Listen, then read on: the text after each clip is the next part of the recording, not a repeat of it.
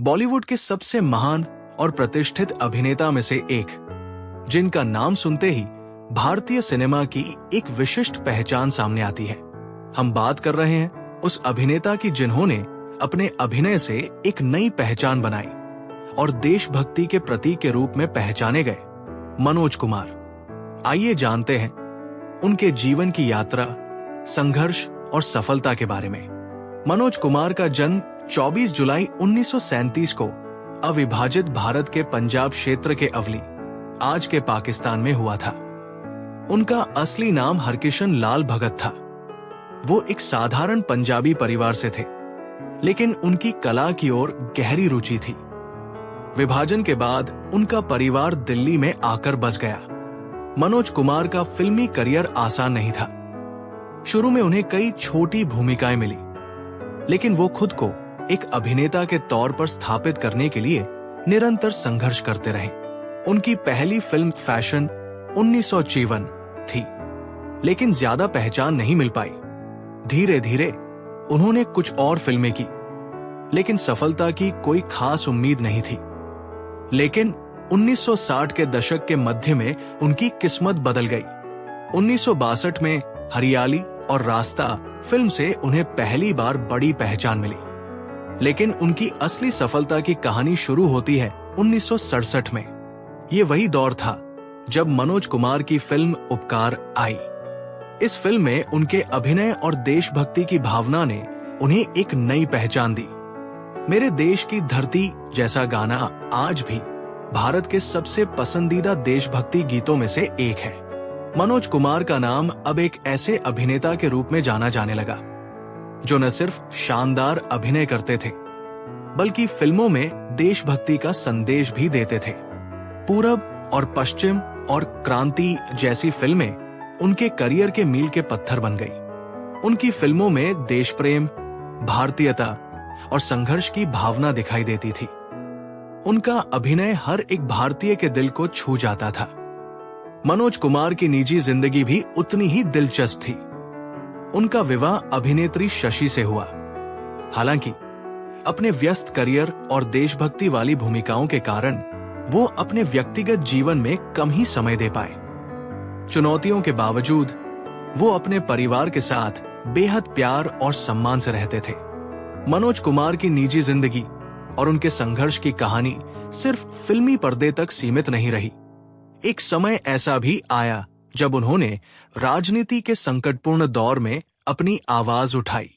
1975 में जब भारत में आपातकाल इमरजेंसी लागू हुआ, तो ये देश के इतिहास का एक अंधकारमय और विवादास्पद समय था।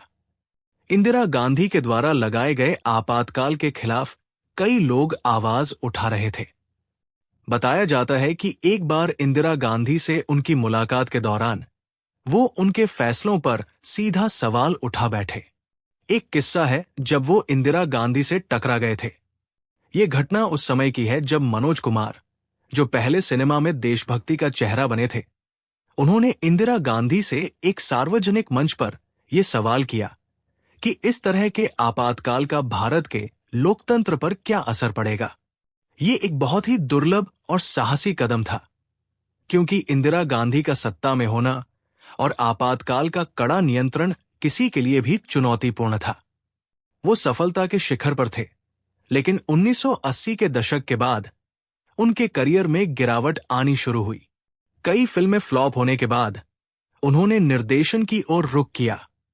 मनोज कुमार ने खुद को एक निर्देशक के तौर पर भी आजमाया और रखवाला 1971 जैसी फिल्में बनाई, लेकिन फिर भी वो हमेशा अपने अभिनय के लिए ही ज्यादा पहचाने गए।